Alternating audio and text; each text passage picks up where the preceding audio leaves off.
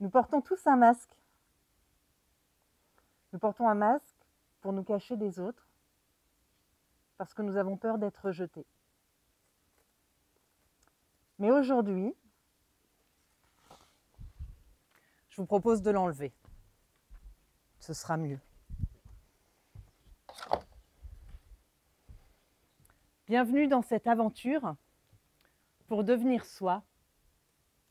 Bienvenue dans cette aventure où nous allons partir de notre chaos intérieur pour découvrir qui nous sommes vraiment. Dans cette conférence, nous allons faire ce voyage. Je vais vous donner 3 clés. 3 clés pour vous permettre d'être un peu plus vous-même. En tout cas, j'espère vous donner l'envie d'être davantage vous-même et d'oser enlever plus facilement, plus rapidement tous vos masques. Alors nous portons des masques pour nous protéger. Comment ça se traduit? Eh bien, des fois nous disons oui alors que nous pensons non. Nous cachons nos émotions. Nous cachons les parties de nous dont nous avons honte. Nous cachons les parties de nous dont nous pensons qu'elles ne vont pas être acceptées par les autres, tolérées par les autres. Parce que la chose qui nous fait le plus peur au fond, c'est d'être ignoré, exclu, rejeté. Finalement, nous cherchons tous la même chose. Nous cherchons l'amour, d'une façon ou d'une autre. Alors, ce mécanisme-là, quand nous le faisons de temps en temps, finalement, ce n'est pas si grave. Mais si, finalement, nous portons en permanence un masque, nous finissons par oublier qui nous sommes vraiment. Nous perdons le contact avec notre être intérieur. Et ça arrive plus souvent qu'on le croit. En psychologie, on appelle ce mécanisme le faux self. Je ne sais pas si vous avez déjà entendu parler de ça. Le faux self, c'est cette fausse personnalité que nous nous créons. Alors ça part toujours, je vous ai dit, d'une bonne intention, ça part de la volonté d'être aimé par les autres, mais ça nous éloigne de nous-mêmes. Alors il y a un lien très fort entre justement ce faux self et notre santé mentale. Quand on a un faux self, généralement on ne va pas très bien, mais on ne le sait pas.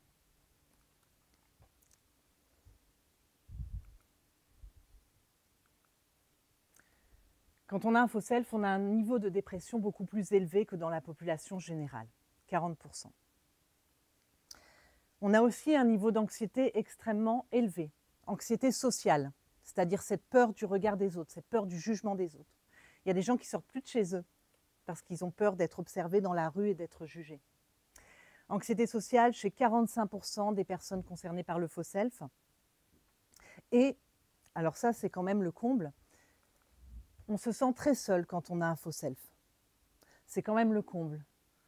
On veut être aimé, donc on crée une personnalité pour être aimé et finalement on se sent extrêmement seul.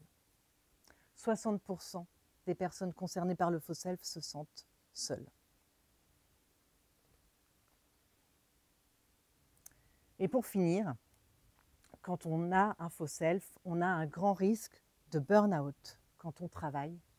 50% des personnes qui ont un faux self, qui travaillent, font un burn-out.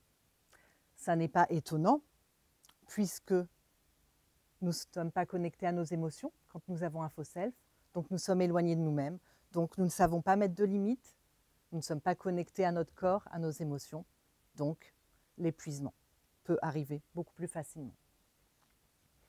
Alors vous avez compris, le faux self, ce n'est pas vraiment un bon plan. Au départ, ça nous protège, on a l'impression, mais en fin de compte, ça nous met vraiment en danger. Alors pourquoi je vous raconte tout ça? Je suis Anaïs Severt, je suis psychopraticienne. Mon métier, c'est d'aider les personnes, non pas à changer, comme on le croit souvent. Souvent, on croit qu'on va chez le psy pour changer. Mais en fait, ce n'est pas ça mon métier. Mon métier, c'est d'aider les personnes que j'accompagne à s'accepter, à devenir qui elles sont vraiment. C'est ça la vraie aventure au fond. C'est pas de changer. Et si j'en suis arrivée là, bien sûr, vous l'aurez compris, c'est parce que j'étais vraiment concernée, moi, par le faux self. Alors, ça part toujours d'un bon sentiment, ça part toujours d'un mécanisme de protection. Moi, j'ai grandi dans une famille un peu atypique, très atypique. Et franchement, moi, tout ce que je voulais, c'était avoir une famille normale. Je ne sais pas s'il y a des personnes qui connaissent la pub Ricoré, la famille Ricoré. Tout le monde rit, tout le monde rigole. Les gens sont bienveillants les uns envers les autres. Il y a un papa, une maman, il y a même des grands-parents, il y a même des cousins, des cousines. Bref. Bon, bah, moi, ça ne ressemblait pas trop à ça. Ma maman était morte d'un cancer quand j'étais enfant, j'avais 6 ans. Et mon papa, lui, très courageusement, il nous a élevés, mon frère et moi, mais il souffrait d'un trouble psychique qui, en plus, à l'époque, était encore plus méconnu qu'aujourd'hui. Aujourd'hui, on parle plus de santé mentale, c'est chouette. Mais à l'époque, on n'en parlait vraiment pas beaucoup. Mon père souffrait d'un trouble bipolaire. Alors pour ceux qui ne connaissent pas, trouble bipolaire, c'est un trouble psychotique qui alterne entre des phases dépressives, je pense que tout le monde voit à peu près ce que c'est, et accès maniaques. Les accès maniaques sont des phases où la personne, en fait, est dans des états d'excitation très très élevés et où elle va se mettre en danger ou mettre en danger les autres, éventuellement. Bref, mais elle fait des choses qui paraissent très étranges et très folles. Et surtout, ces personnes-là ont besoin de soins. Bref, mon père n'avait pas de soins. Et moi, je m'étais mis courageusement la mission sur le dos d'essayer de tenter de cacher tout ça et d'être la plus normale possible. Ça, c'était mon obsession. Je voulais absolument, absolument, absolument être normale et qu'on ne repère pas que je venais de cette famille-là. Mais vous savez, à l'époque, plus qu'aujourd'hui encore, il y avait beaucoup de honte avec les pathologies mentales. Vraiment beaucoup. Les gens se moquaient, les gens avaient peur. C'était terrible.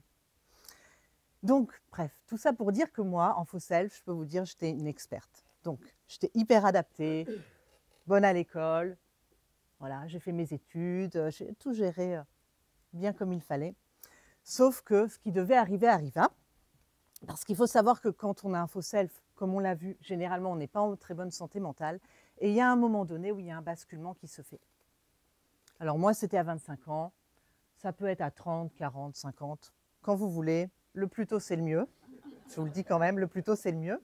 Mais ce qu'on appelle souvent la crise de la quarantaine ou de la cinquantaine, par exemple, ça ressemble souvent. Il n'y a pas que ça, mais ça peut être lié au faux self. D'accord ? Pendant des années, on ne s'est pas écouté, on s'est conformé, on a fait des choix par rapport à ce qu'on pensait qui était bon pour les autres. Et puis un jour, on se retrouve et on se dit, ma vie, en fait, elle est vide, je me sens vide, je ne sais pas à quoi ça ressemble, je ne sais pas qui je suis vraiment. Et là, tout s'effondre. Et c'est une bonne nouvelle. Ce sont les vertus de la crise. C'est toujours une bonne nouvelle. Parce que le début du chaos, moi j'appelle ça le chaos, hein, quand ça vous envahit comme ça, quand c'est la crise dans votre vie, vous avez l'impression qu'il n'y a plus rien qui va. Oui, c'est le début du chaos, mais le début du chaos, c'est la fin du faux self. C'est en ça que c'est une bonne nouvelle. Il faut qu'à un moment donné, le faux self, on l'enlève. Alors c'est pour ça que je fais cette conférence. C'est pour que vous le fassiez de vous-même. Pas pour que vous soyez condamné à vivre une crise pour abandonner le faux self. Au cas exceptionnel, bien sûr, où vous seriez concerné. Alors, voilà, c'était le chaos dans ma vie. Alors, le faux self, voilà, ça vous entraîne plein de problèmes de dépendance affective, de relations toxiques, de choses que vous n'arrivez pas à refuser. Et donc, vous vous trouvez pris dans des engagements dont vous ne voulez pas. Et à un moment donné, ça vous envahit, c'est le chaos. Donc, à ce moment-là, moi, j'ai pris une décision très courageuse. C'est ce que je dis toujours à mes patients. C'est très courageux. C'est que je suis allée voir une psy. Oui. Oui, les psys aussi vont voir des psys. Halte au fantasme, d'accord ? Et si généralement on est psy, c'est pas pour rien. Donc, ça nous amène à la première clé que je veux vous partager ce soir, qui est la clé de la vulnérabilité.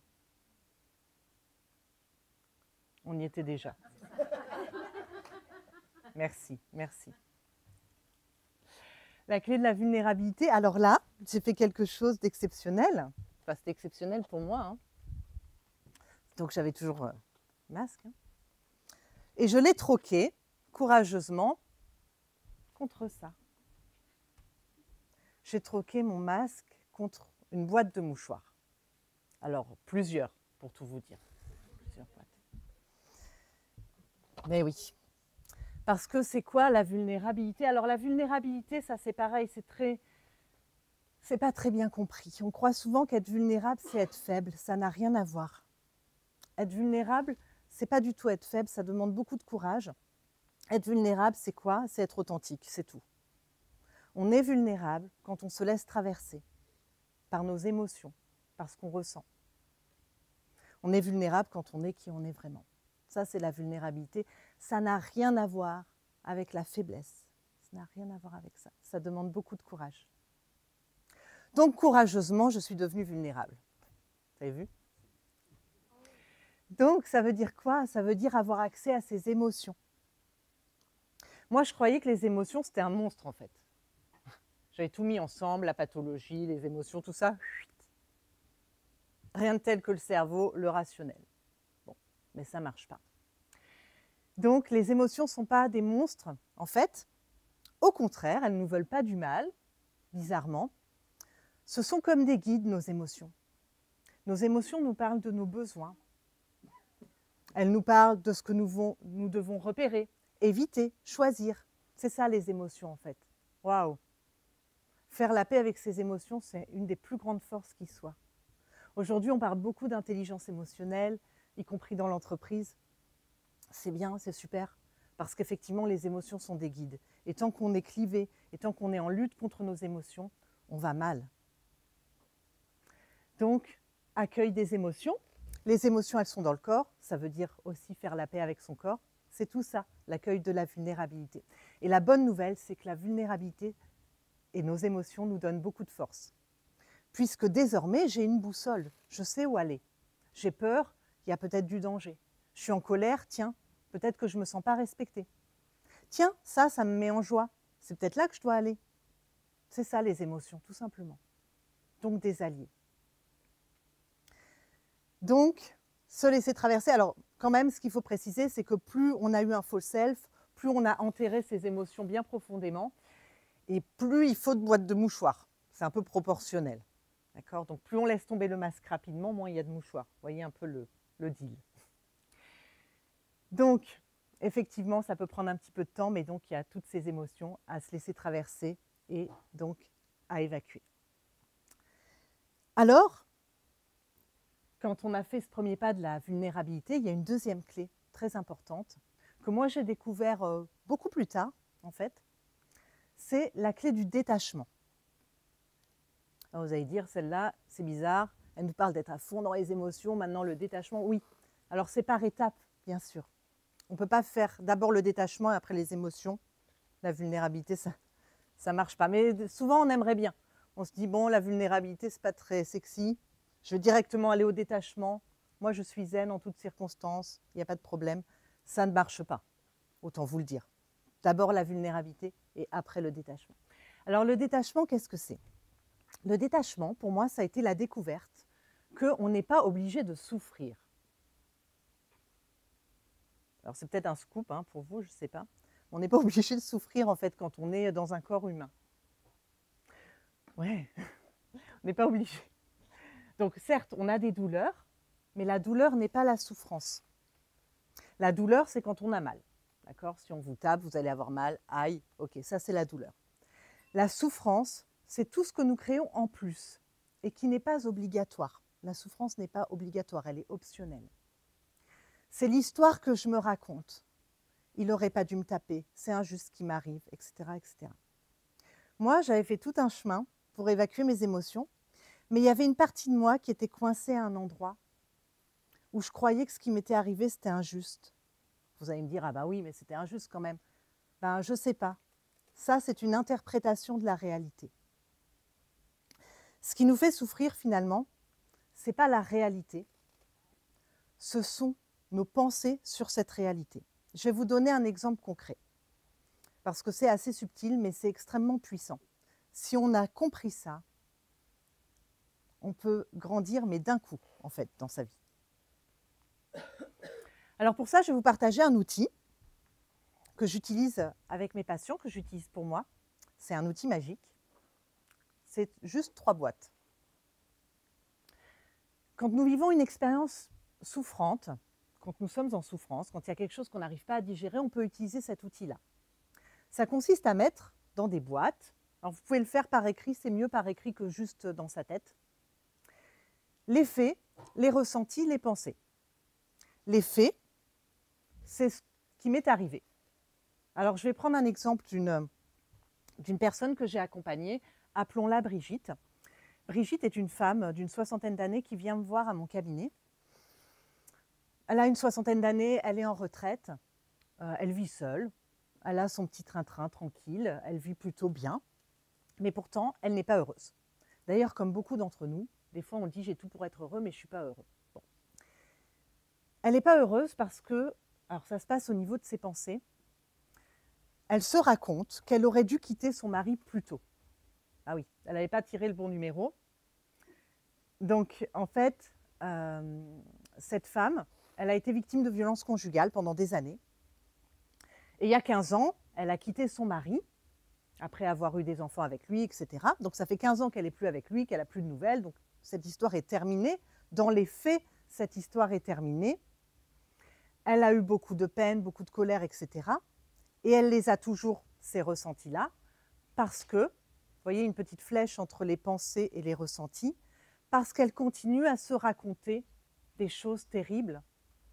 Elle continue en fait à se culpabiliser et à s'affliger, à se dire « je n'aurais jamais dû aller avec cet homme, j'aurais dû le quitter plus tôt, j'aurais dû déposer plainte contre lui ». Vous savez, tous ces regrets, tous ces messages culpabilisants.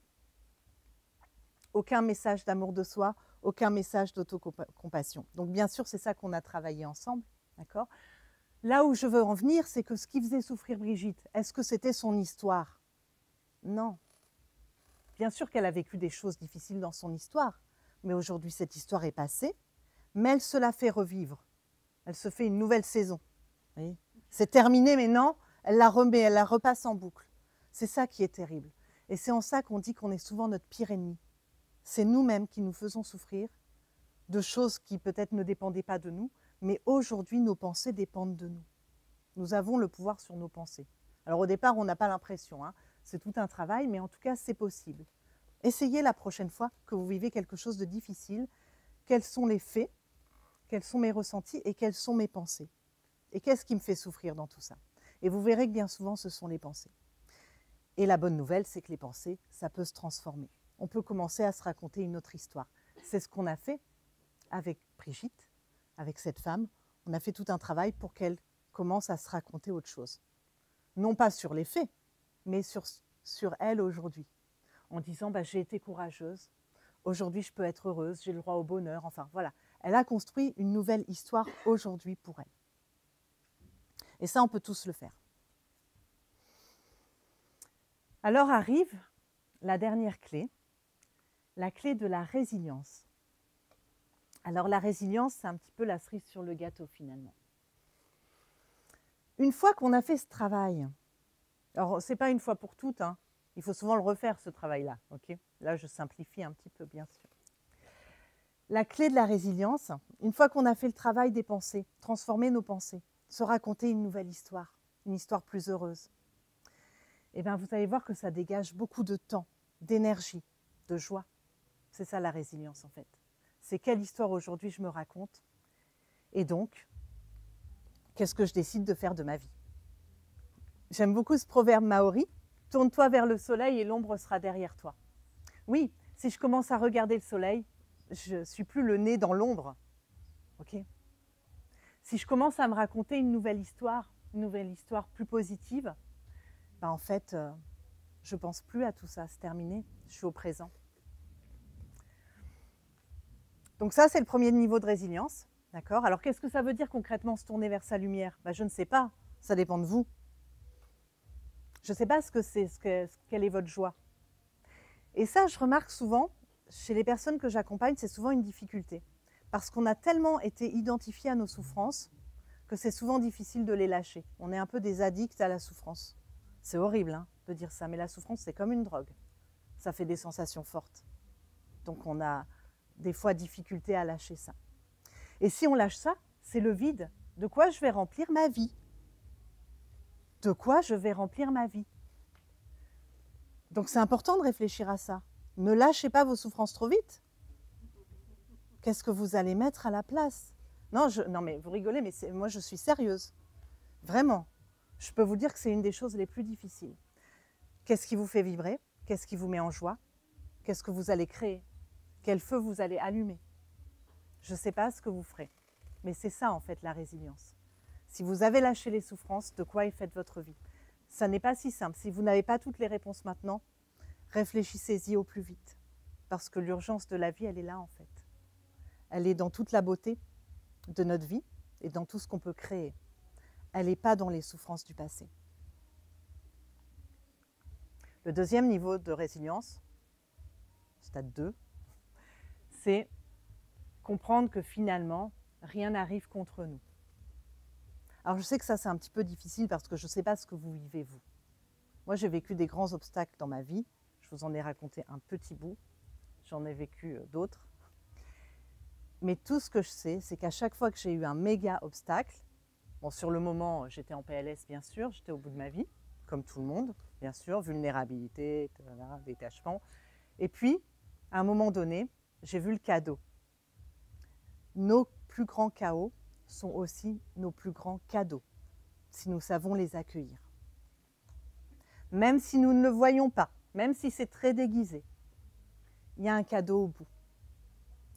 Et souvent, la vie nous paraît plus précieuse. Je suis sûre que si vous ne l'avez pas déjà éprouvé, vous avez certainement vu des personnes qui avaient vécu des choses terribles et qui pourtant étaient plus vivantes peut-être que d'autres personnes qui n'ont pas vécu tout ça. C'est ça le cadeau de l'obstacle. Donc on s'en passe très bien, mais quand c'est là, n'oubliez pas, il y a quelque chose de plus grand au bout. Et il y a une légende qui dit que finalement, on donne les plus grands obstacles aux personnes qui sont capables de les vivre et d'en faire quelque chose de plus grand. Voilà. Alors, moi je vous convie, moi j'aime bien danser, je vous convie à un bal. Alors vous avez compris, ce n'est pas un bal masqué qu'on va faire, bien sûr. Merci. Un bal démasqué. Il faut porter encore en soi un chaos pour pouvoir mettre au monde une étoile dansante. C'est grâce à nos chaos qu'on va accoucher de nos étoiles. Voilà. Donc moi, je rêve d'un monde où chacun contacte ses propres chaos, a le courage d'y aller, de ne plus mettre de masque, et puis révèle ses cadeaux au monde, ses étoiles, parce que notre monde en a bien besoin. Alors souvent sur ce chemin, il faut être accompagné.